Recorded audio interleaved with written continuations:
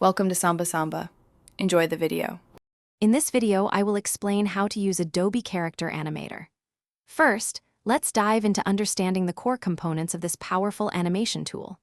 You'll learn how to import your artwork, often created in Photoshop or Illustrator, and prepare it as a puppet.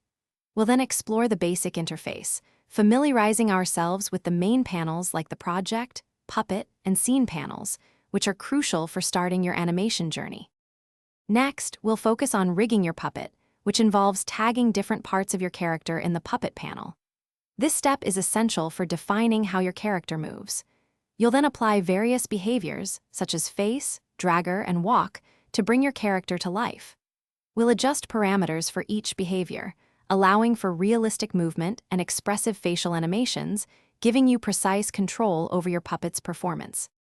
Now, it's time to record your performance. Set up your webcam and microphone to capture your real-time movements and voice acting. Character Animator tracks your facial expressions and body movements, translating them directly onto your puppet.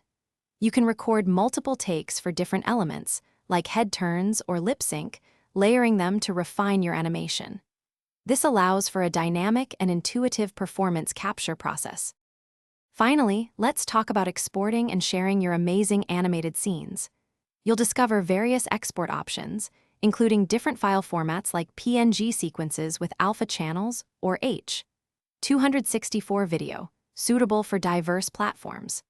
We'll also touch upon integrating your Character Animator projects seamlessly with other Adobe applications, such as Premiere Pro or After Effects, for further editing and post-production. Your creative work is ready to be showcased.